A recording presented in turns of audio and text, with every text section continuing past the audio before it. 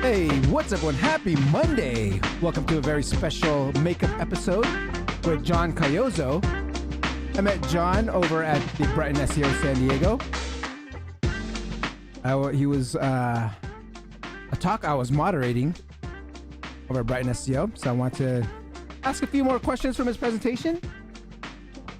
Basically, we would talk about AI technical SEO for the non-tech with generative AI.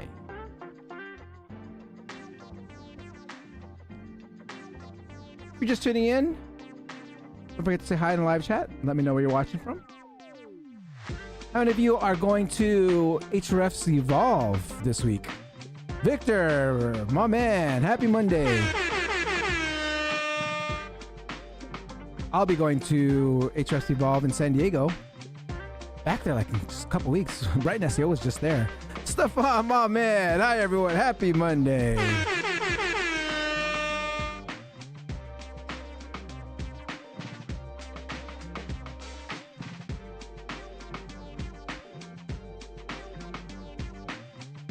Are you going to Hrefs? Yes, Kobe. I am going to Hrefs Evolve. I'll be doing my event recap, talking to the vendors, see who's out there, who's offering what, see what some takeaways the attendees are getting, and hopefully get to speak to some of the speakers and get some great tips from them.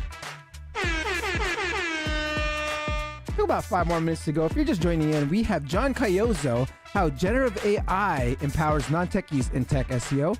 It was a presentation he gave at Brighton SEO, San Diego, which I had the honor to moderate. If you haven't seen the recap video, check it out on the channel under SEO on the Street playlist. A lot of great tips, a lot of good vendors, a lot of link building vendors. If you talk about how, we're not supposed to be buying links, a lot of link building vendors at Brighton SEO. My man, John, how you doing today? How's it going, Dre? I'm doing great. Good. All right. Welcome. Are you going to Hrefs Evolve? It's in your area again. It's in my area, but I need to get back to work. There you go. All right. If you're just tuning in, we have John Caiozzo here, and we'll be talking how the Gen AI empowers non-techies in tech SEO. It was a presentation he gave at Brighton SEO, which I had the honor to moderate. And so, John, did you check out the agenda? I added a few more things just kind of to talk about. Yes, sir. All right. We're all set, ready to dive deep on what I presented at Brighton SEO. Love it, guys. You're gonna love this presentation. I want to learn a little bit more on some of these extensions you're talking about when you're at the conference. I was like, oh, I want to learn a little bit more about that. So, love to hear about how you create extensions for Chrome and how you're using AI to help you. That's gonna be some cool stuff. I'm ready for that. Don't be shy, guys. Let me know where you're watching from. Say hi in the live chat. Are you on your lunch break right now? Yeah, when you work for yourself, work for your own agency, you're always on your own time. So there you go. Love it. What's up, fellas? Kenneth. Yeah, I was the history behind why I do this at 12 or like at noon Pacific Standard Time is because I started this when I was the head of SEO over at Workday, and it's like I wanted to just do it on my lunch break. So I was like, all right, cool. Started my lunch break and just carried on. That's awesome. I mean, you gotta do what you gotta do when you have a full-time gig. Yeah. You gotta find the time somewhere. It's either gonna be when you're supposed to be sleeping or right before work or in the middle of work. Yeah, I literally did it like have a lunch break. All right. Let's see here. Ernesto, yo, what's up? We got about 2 more minutes to go. If you're just tuning in, we have John Caiozzo here and how Gen AI empowers. Oh, Gen AI non-techies in tech SEO. Threw me off there with almost had it. Someone sent a message. Who was that? Maddox says, "What's up, John and Dre?" What's going on, Maddox?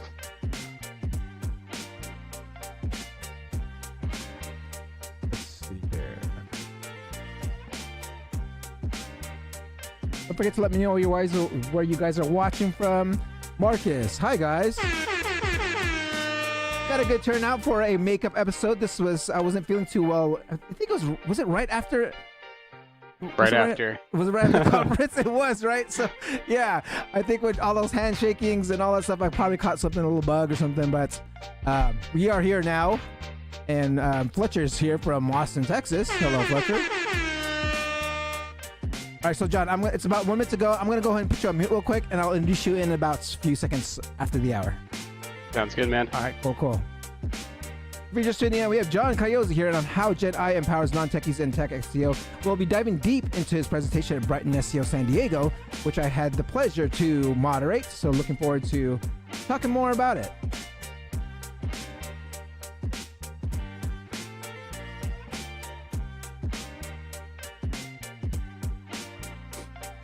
Hello from San Francisco. Hello, Natalie.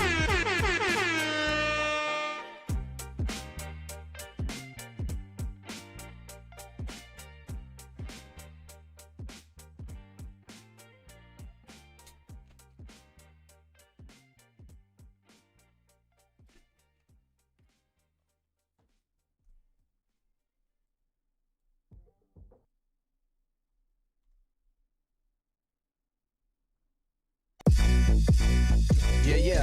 Hey, time to get it started. No delay. Let's work.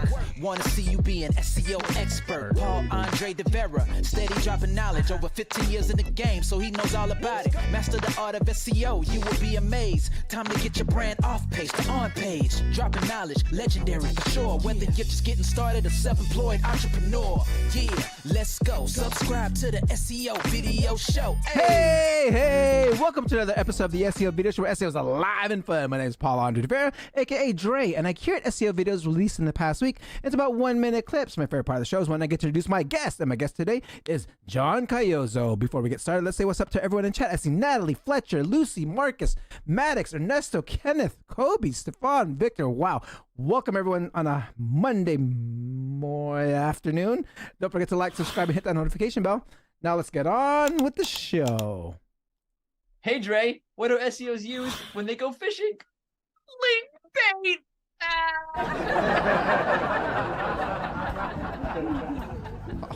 All right. Thank you, Morty. All right, so I actually didn't see any updates from the last time on Google Webmasters or Google Search Central nowadays. But if you have been doing SEO for as long as I have, it was called Google Webmasters before. You didn't know that. So no updates from Google. But before we get to our guest, let's have a word from our sponsor. Your traffic is vanishing and AI search is the reason why. Hi, I'm Paul Andre de Vera, a 20-year SEO pro, and this is how I beat AI at its own game. Answer engines like ChatGPT, Gemini, and Perplexity are all replacing Google results. And your organic traffic is disappearing. No links, no attribution, just lost visibility. Right at the moment, people are deciding what to buy. These answers shape the buyer's journey, but you get zero traffic and zero credit. So how do you stay visible even when search engines stop sending traffic? I use Profound, the only tool built to help brands in AI search. I used to spend hours optimizing for rankings. Now I optimize for answers, and Profound tells me precisely what AI is talking about my brand. Profound gives you answer engine insights. See where and how AI mentions your brand. Agent analytics. Track how often AI crawlers visit and use your content. Conversation Explorer. Discover what real users ask AI before they buy. And shopping visibility. Boost product presence in ChatGPT shopping. If you're not showing up in AI answers, you're out of the conversation. Start now before your brand disappears from the buyer's journey. Be sure to click the link below and try Profound.com to take back your brand's visibility. John is a San Diego native with over 10 years in search. He previously led the SEO at Petco and knows how to build teams that deliver. Off the clock, you'll find him on the golf course or ski on the slopes. Today, he's showing us how non-technical SEOs can tap into governance, generative AI for big wins. Please welcome Senior Director, SEO at Tenstrat, John Caiozzo.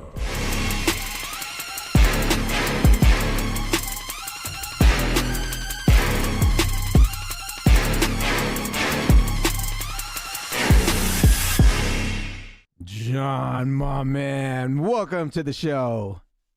Thank you. Happy to be here, Dre. All right. Everyone, let's give a round of applause.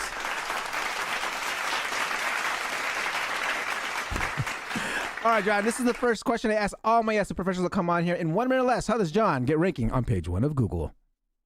Yeah, I mean, I think today it's all about not it's always all been about creating a page that fulfills what users are looking for. So are you providing that best experience? Are you solving that intent that Mhm. people are actually searching for?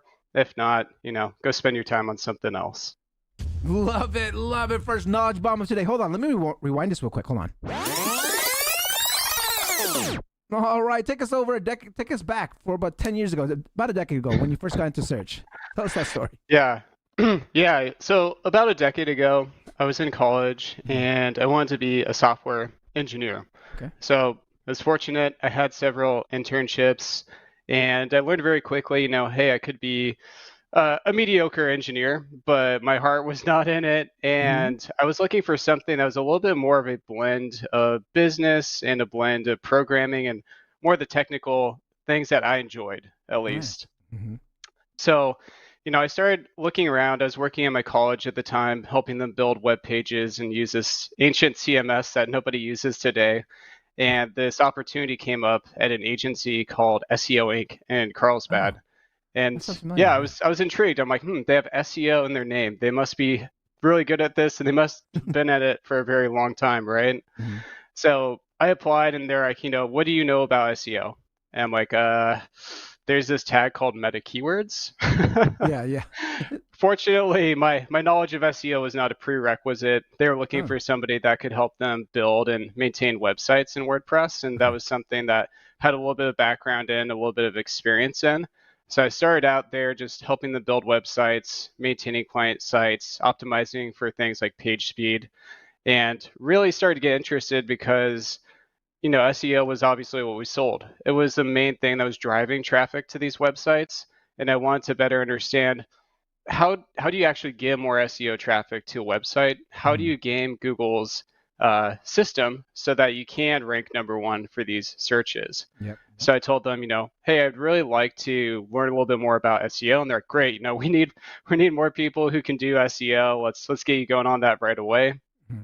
And they pointed me in the direction of Moz's starter guide for SEO. So that's really where I started to dive in there. I started to follow people like Brian Dean, Backlinko back Mm-hmm. in the day, Mm-hmm. and just read as much as I could. I saw as many videos as possible, Mm-hmm. and just started actually doing hands-on work, doing things like screaming frog crawls back in like version like 2.0, something like that. Mm-hmm. And that's when I really started to get the bug, the SEO bug, and really started to enjoy working with clients and starting to build up their site and get them more business at the end of the day.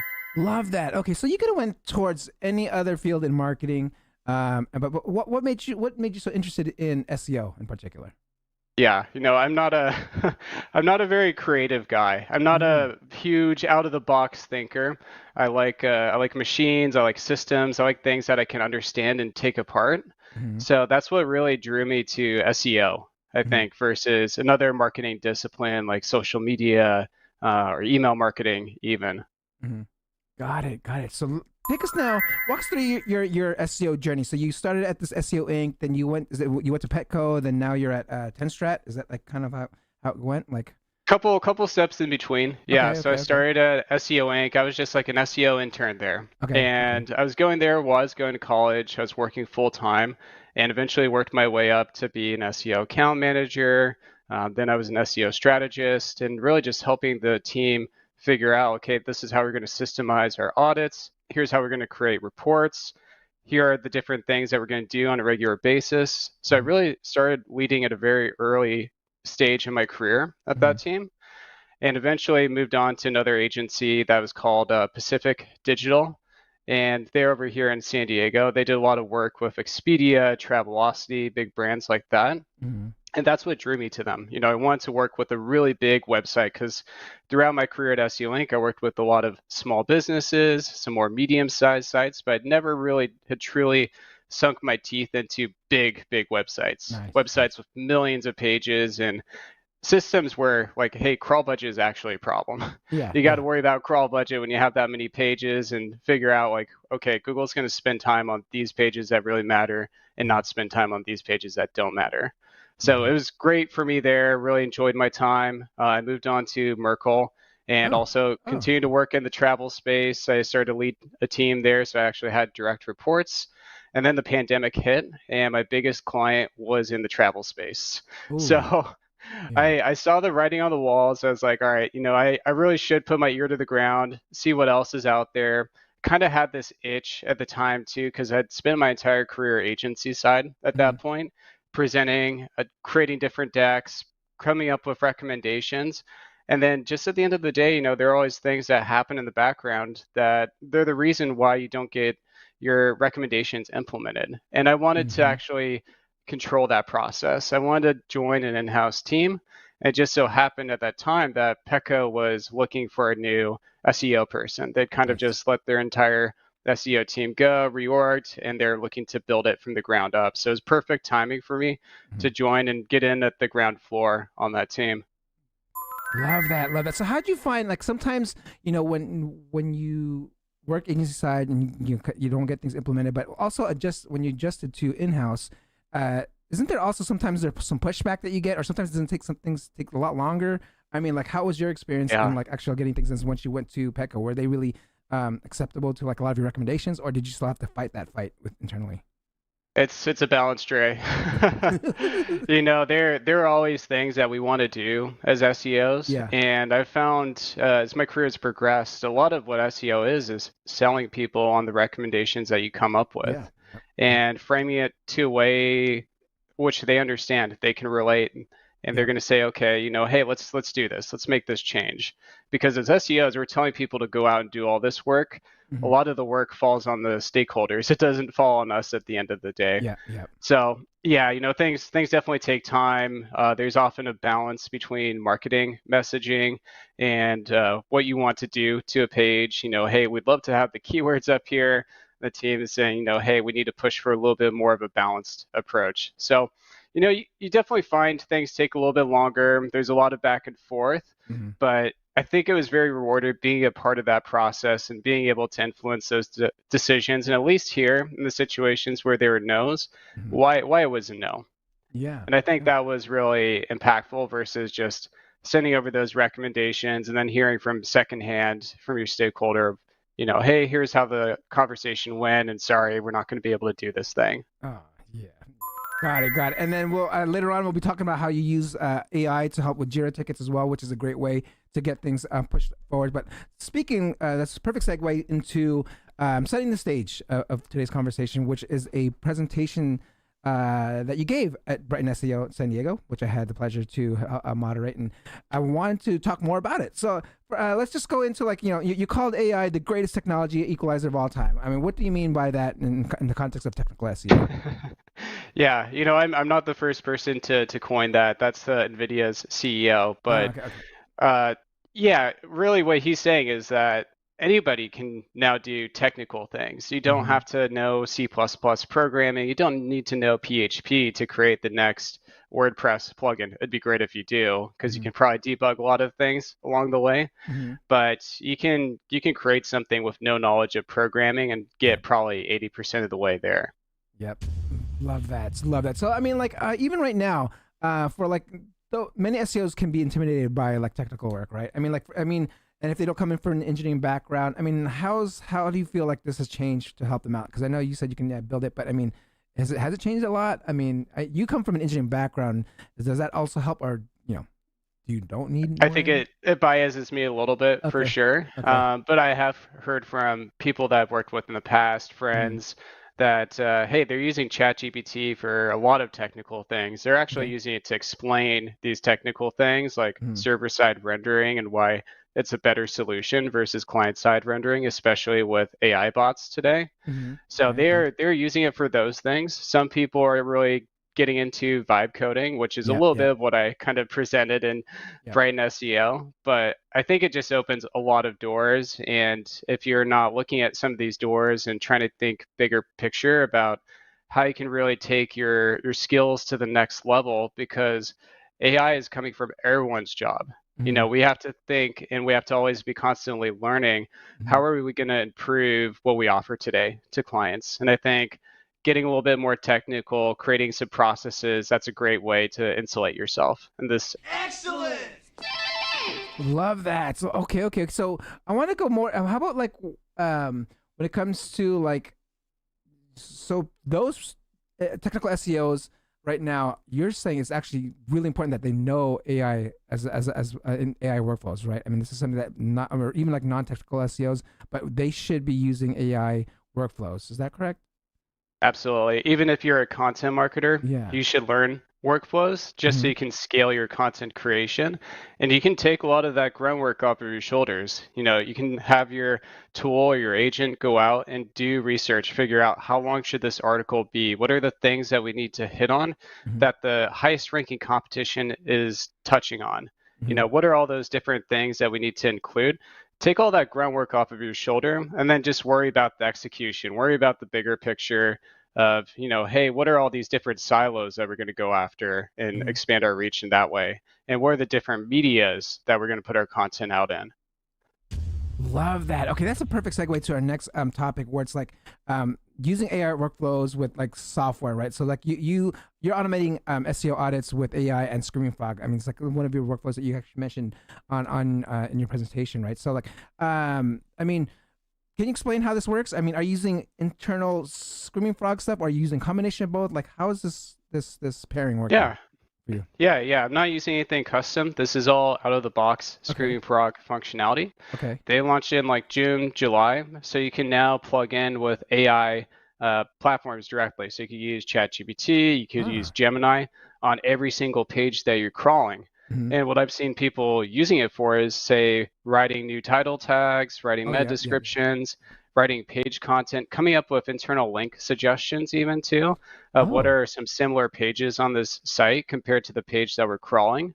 Mhm. So there's tons of great applications that you can do with AI now as you're crawling different pages. And one of the things that I talked about was how you can do on-page audits, Yeah. because Screaming Frog is great at doing technical audits and scaling that out. Uh-huh. But there's not really a tool that I know of that's going to look at each and individual page and Mhm. grade it from an on-page optimization standpoint and say, hey, these are the things that you missed for this page. Mhm. And then you can go back to your 10 to 20 pages that you really care about, so your target service pages, and Mhm. really start to go to town optimizing those pages. And you have all these recommendations that are already out of the box for you.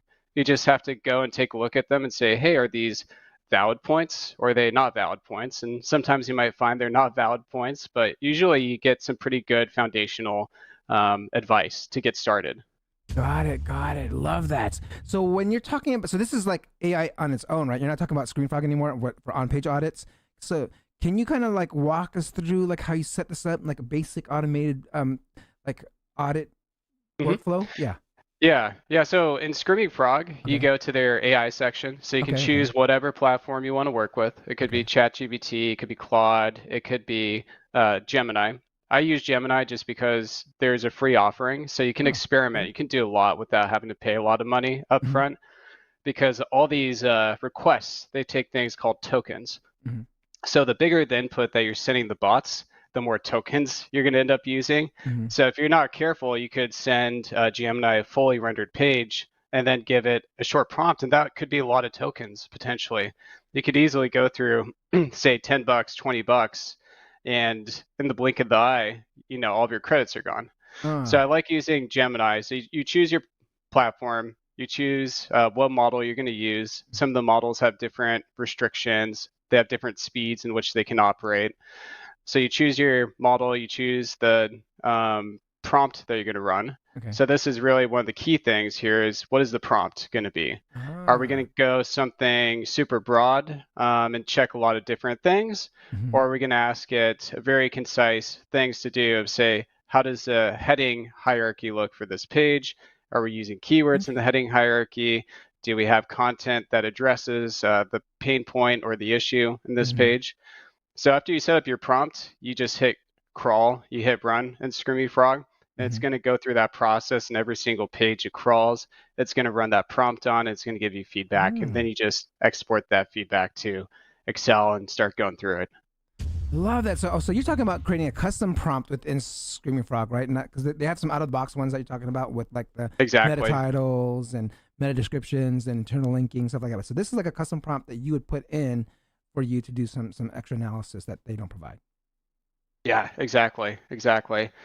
And to your point, there's just so many great things that you can now scale with Scripty Prog, and you can use its AI integration for. So this is one of the more advanced things, but if you just need to do simple title tag optimizations, meta description optimizations, and get it done quickly, this is a great way just to get it done in one go while you crawl the site. Love that. So, I mean, it's easy to make mistakes. I mean, so what do you think, like, some common mistakes that you, like, when creating your own custom prompt? I know you mentioned, like, be careful because you can use up a lot of tokens. Like, what are some other things that we should be looking out for? Yeah, I think the other things to look out for are just getting too detailed in what you're asking it to do. Okay. So saying like, hey, I want to check these 20 different things. So getting too detailed sometimes can kind of it can bottleneck you in what you're doing. Okay. Another thing that can happen is you can be overly broad too. So you can say, hey, I want you to do a optimization audit or on-page audit for every single page, but then you're not necessarily giving it guardrails of, hey, these are the things that I care about of headings, or these are the things I care about of internal links and testimonials, things like that to check. Got it. Love that. Okay. That's great stuff on using AI, and especially pairing it with Screaming Frog. So there's one thing that in your presentation that you talked about was extensions. Right. So building your own Chrome session, and I believe you probably used vibe coding something with this. Is this where? Yes. Exactly. Doing a little bit of vibe coding. Okay. Here. Okay. So sure. Yeah. So for the presentation, what I came up with was a more detailed technical SEO audit. I wanted to look at very specific criteria. I wanted to see, how much of the page is reliant on JavaScript to render. If there's a lot of content that's reliant on JavaScript, that could be problematic, especially down the road as AI adoption is growing and ChatGPT and the bots, they don't use JavaScript to render your page. They're just very simple crawlers. So there are things like that I wanted to go a little bit deeper, that things like Technical SEO Pro, which is a great extension, that doesn't offer today. Okay. So there are things like that. I've also replaced some Chrome extensions that have no longer been supported by the developers. So one of the Chrome extensions that I used all the time, still use, is Link Clipper. And it's this tool where you just select this area in your window and say, hey, I want to export all the links from this selected area on the web page. Because as an SEO, I'm always trying to figure out, like, okay, are all these links good? Are there different links that we want to include in these areas? Or I'm just trying to grab different things and manipulate them at scale. So this is a very quick and easy way for me to do that. The plugin stopped working. So it would only give you all the links all at once versus the area that you're selecting, which can make it very difficult to get to the ones that you're interested in. So I actually had ChatGPT create its own version of Link Clipper that does exactly that. So I've replaced some Chrome plugins that are no longer supported, no longer work by their developers as well too. Love that. So which vibe coding platform do you like using to like build things like this? Yeah, I think there are things like Google Colab where you can use Gemini natively. Oh. Okay. You can also use Google's AI Studio as well too. That's also a really great platform. I use ChatGPT for a lot of these things. I know people are very strong and very opinionated on things like Claude as well too for programming that work very well. But ChatGPT has worked well for me in most cases. So I've been using a lot of ChatGPT just to create different Chrome extensions, create Python apps as well too. So I'm using Python scripts to do different things. I come up with related links for different pages. So assigning them cosine similarity. I'm doing things like forecasting within Python scripts as well too, just to map out, hey, this is what I think your SEO traffic is going to look like for the next year based off of the historic data and the seasonality that we have. Cool. So I'm doing a lot of vibe coding. is that something that you have published anywhere, or is this just your own? I mean, have you shared any tutorials on building something like this, or is this? Yeah, I haven't, but Patrick Stocksy's put out some different tutorials around forecasting, and I've taken a lot of the steps that he's used, and I've incorporated them into my process. So I look out for a lot of different blog posts, people to follow that are more technical, like Patrick Stocks. They're always putting out good things and figuring out how can I streamline them, how can I make them more of a system, more of a process. Love that, guys. And if you haven't checked out Patrick Stock's episode, be sure to check that out. Very, very technical. So if you're a technical geek, you'll understand. I kind of was like blown out of my my mind was mind. Yeah, he's a smart guy. Yeah. All right. So let's go into regex patterns and scaling SEO tasks. I mean, a lot of SEOs get nervous when they hear regex, right? I mean, how can AI help or simplify this for the non-technical? Yeah, I still get scared when I see regex all the time too. Yeah, I think regex, to explain it in very simple terms, is a way to create different patterns for different groups of things you want to look at or different groups of things you want to exclude. So common use cases in SEO, you're lumping different page URLs together because you've updated all these page URLs at the same time. You want to do post versus pre-analysis. You want to look at different page types as well too. So you'll typically have different things that are standard with the page type, like they'll have a similar URL slug or they'll end with something very similar. So you're creating patterns to look at performance for those pages, or you're even looking at different types of search queries like questions. So you can group different kinds of question words together, like why, how, what, is, does. You can group all those together and then get all your more informational queries that your site is ranking for, that you gain traffic for. Or you can do things like branded and non-branded performance as well too. Got it. Love that. So are you just basically asking AI, say, hey, can you create a regex pattern for me to figure something out, and then you just throw it into Google Search Console, or where are you putting this? Yeah, so that's how I started. I would say, hey, I have these groups of pages, or I have these different search query examples I'd like to group together using regex, and I'd work with ChatGPT back and forth, and usually after several iterations get something that was working. The problem I found, and why I say several iterations, is because ChatGPT is not always great at understanding what exactly what syntax, what rules you need to follow for the different platforms that you're going to be plugging that regex into. So things like Google Search Console, they have different regex rules. They follow a different pattern versus something else like, say, Looker Studio. So those platforms, they use different types of regex, different flavors of regex, and you need to be very specific when you tell ChatGPT what platform you're creating this regex statement for. Otherwise, you might get something that's not going to work on the first go round, and you're going to get very frustrated. Got it. Love that, guys. If you have any questions, please ask them in the live chat. I also put a link to the presentation, John's presentation, in the live chat as well. So if you want to grab it, and so you can follow along, I'm kind of like after the call.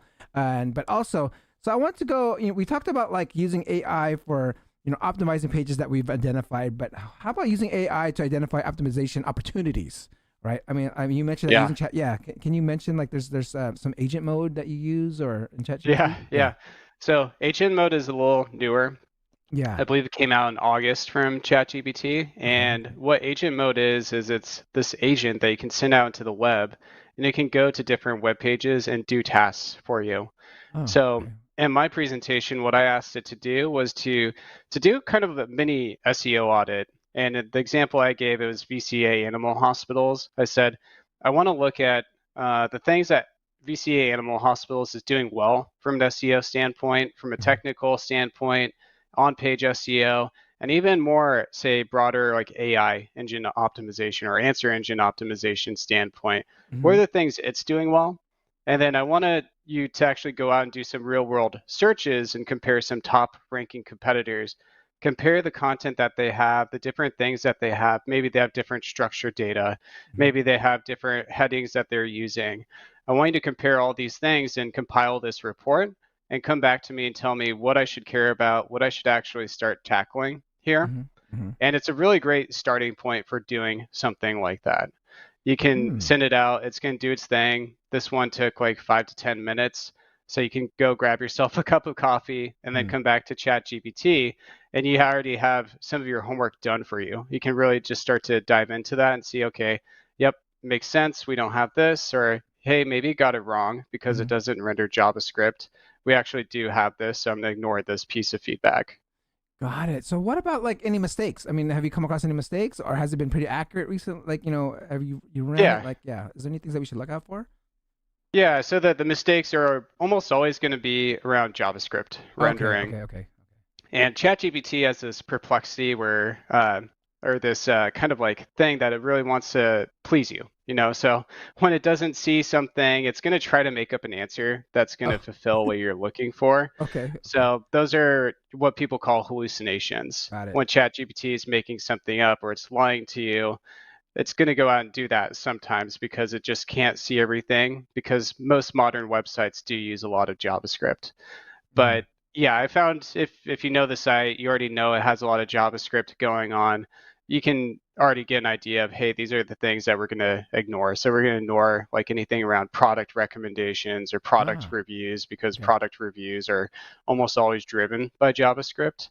So ChatGPT coming back and saying, hey, you need to implement product reviews, you can say, yeah, you know, we have those on our site. We know we're good to go here. But yeah, it's very good. You know, you get a lot of very basic foundational ideas of what to tackle out of the gates. So I love doing this for anytime there's a new prospect that comes my way. Got it. I'll have it do a quick mini audit, and then I'll take a look at the mini audit. I'll take a look at the website, and then actually see, you know, okay, these are all the things that make sense from the mini audit. Here are some things it caught. Here's some things that I caught that it didn't catch. And we're going to marry all those things together. It saves me a little bit of time in that process. Love that. Okay, so earlier we were talking about you used to use AI for Jira tickets, right? I mean, for those that, I mean, these for the non-technical, at least this would be great for a non-technical SEO to use, because they're non-technical and they wouldn't know how to talk to engineers, right? So, I mean, like, so what's your experience on using AI for Jira tickets, and like any tips that you can like help us create them for our engineers? Yeah. So Jira tickets, I used ChatGPT for that even while I was still at Petco. So while I was at Petco, I was leading a team. I also became the de facto product manager for SEO as well too. So I found myself writing tons and tons of Jira tickets, and I found, you know, hey, like I need to fill up this upcoming sprint here. I need to fill it up with different tickets, and I need to write tickets for these 10, 20 different things, and I just don't have the time to get into the details on all these. So I started using ChatGPT, and I found that it was all right, but it was giving me things that were too long. It was giving me context and steps that weren't included in the, say, Petco approved process that we would use, and the different kinds of templates that we were looking for, with things like acceptance criteria and user stories and documentation. So sometimes it would just go overboard, or it'd add details that were not part of the template. So I really needed to create my own agent in this situation. So I went out and created my own GPT. So I said, hey, these are 10 examples of like really good tickets that I've written in the past that the team has worked well with, and it follows Petco's guidelines. I want you to take that template and that style, and I want you to carry that going forward for any new requests that I'm inputting on things like adding product group structured data to our PDP pages, where we have, say, a bag of dog food that's sold in 5 pounds, 23 pounds, and 52 pounds, as an example. So it was really great at starting to write up the bulk of those tickets, because those tickets would take anywhere from, say, 5 minutes for a very short one to half an hour to hours for something really detailed like product group structured data, where there's a lot of things going on, a lot of nuances of here's what we need to include, here's what is not going to be maybe necessarily important for the developers to know about. Love that. Love it. Okay, guys, if you have any questions, go ahead and ask in the live chats, because we're coming down to our last few questions here. So one thing that you also mentioned, which is I always use this AI for this, is generating structured data, schema markup, and all that good stuff. I mean, but you did mention that there are some errors that come in there. So like, I mean, what are some like, how are you using structured data with AI? What are you using for? Any best practices? Anything that we should look out for when you're using this combination? Yeah. With structured data, you have to be very careful about hallucinations. So we have to make sure that the AI isn't materially rewriting things that exist on your page, and then really summarizing them, or even adding details that don't exist to your structured data. I found this to be an issue with FAQ page structured data in particular, even in situations where I'd feed it the full text, full question, full answer, and still it would reword things. It would add text to the answers that we didn't necessarily address in the page. So what I found was helpful was really giving the guardrails of saying, hey, exactly write up the structured data the way that the content is actually worded on the page. So I would use it to scale out things like FAQ page structured data.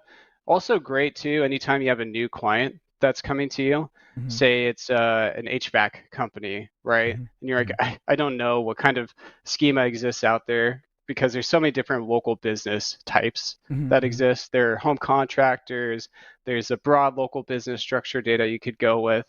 So you can ask ChatGPT, hey, here's the company details. Go out and suggest some different structured data that we could add to this page or markup about this business. And it comes back to you with, hey, use something like HVAC company for the structured data, which I believe is like what I've used in the past for different HVAC companies. And it's the most specific type that's available that's out there. Or use something like veterinary care structured data versus broad local business structured data. So it's really good in giving you ideas of different structured data to add. It can also come up with kind of novel mixes as well too. You could do something like creating product structured data and combining that with software application structured data. So you could say, hey, we're creating this new AI product and it's going to do these things. So it's kind of a software application, but it's also a product at the same time. We're going to mark them both up in the same schema block using the same details. Got it. Love that. Love that. All right. So we had a question here from the audience. I'm not sure if, so speaking of AI workflows, seems like ChatGPT is working through a Cora report would be very powerful. I guess there are workflows for Cora. Are you familiar with the Cora SEO software by Ted Caiozzo? I am not, no. Okay.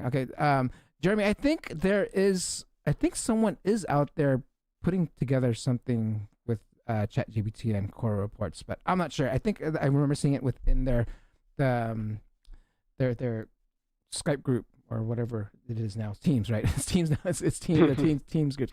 Okay, so let's go into some implementation and tips. Our last part of today's interview here is like, I mean, if someone wants to like start applying some of these workflows like tomorrow, I mean, where should they begin? Yeah, I would look at your day to day. What are all the things that you're doing on a regular, ongoing basis? And ask yourself, what are some ways that I can maybe automate some of the grunt work, some of the research potentially? That's what I find in SEO often because we're doing so much research. We're trying to figure out what keywords have search volume. We're trying to figure out what pages to create, what's wrong with websites. So something like ChatGPT AI is a really good starting point and starting to address those things, and then really leaving it to you to make the strategic decisions of these are the things I'm going to recommend to the client because they're going to have the highest impact. That is really the area where I see AI still having a lot of problems. It doesn't understand what's going to be the most impactful thing to do on a strategic basis. So it's very good at automating grunt work, at doing research, at writing things as well too. Really good at writing in general. But when it comes to that more strategic, more critical thinking, that's just an area where ChatGPT doesn't have that firsthand experience. It doesn't know, hey, when it comes to WordPress sites, like we're not going to do this certain thing, or we can't change the URL path in this certain way. So that's what I would do. I would recommend, hey, look at your ongoing tasks that you do, your daily things, how you can start automating them. Start doing things too, like using AI for meeting notes. That will take a lot of follow-ups off of your chest at the end of the day, because you can have Gemini, you can have different platforms take these notes and tell you, hey, these are the things you need to follow up on, and here's the deadlines for those things. So those are two things I'd recommend looking into right away with AI to get started. Love that, guys. That reminds me, like, especially if you're a consultant or an agency, if you have a discovery call, it's a great way to just kind of like record that call and have AI like kind of pull out the things that you want for a proposal for that client. I found it very, very helpful.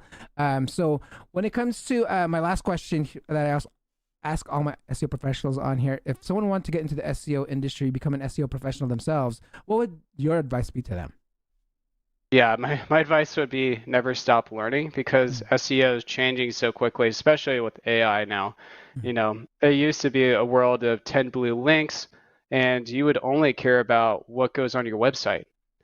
Now we have to worry about what other websites are saying about us, because there are different sources that ChatGPT, different sources that Copilot will pull from, Perplexity will pull from.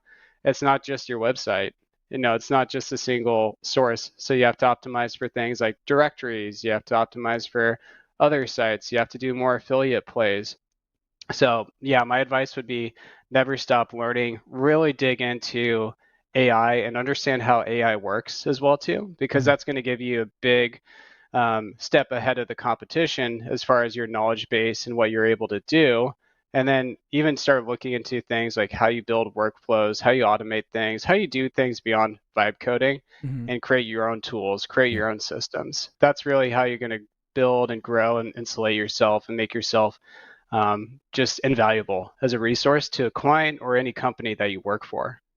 Love it, love it. And for this episode to feel complete for you, any last words or comments, and how can people get a hold of you? Yeah. So to make this episode feel complete, I wouldn't be here where I am today without people that helped me along the way in my career. And some of those people have been like Gary Grant, who is the CEO of SEO Inc. It's been different people along the way that have shown me, hey, this is what makes you a good product manager. Here are the things that you need to go out and do to influence other people. So, I think beyond the SEO stuff, you need to look for people that are going to be advisors for you throughout your career. You need to find good people who have been there, they've done that, and they've done other things too. And they have a wide breadth of expertise they can draw on and get just different outside point of view. You can get unbiased advice from. Love it, love it. Okay, everyone, let's give a round of applause. Thank you, John. Can you hold on for one quick second while I sign off here? Hold on for one quick second. All right, guys, that concludes another episode of the SEO Video Show. Don't forget to like, subscribe, and hit the notification bell. And don't forget to visit our sponsor, tryprofound.com. Go to tryprofound.com for your enterprise AEO platform needs. Till next time, I will see you guys next week. Peace out. Thank you for watching. Hope you come back next week. Make sure to subscribe. You don't want to miss a thing. Hope you learn something new, because the vibe is incredible. From the special SEO professionals, SEO video show. Let's work. Want to see you be an SEO expert. Paul Andre De Vera helping you step it up. No delay right now. Time to level up. Hey, thank you so much for watching. Make sure to subscribe. Woo!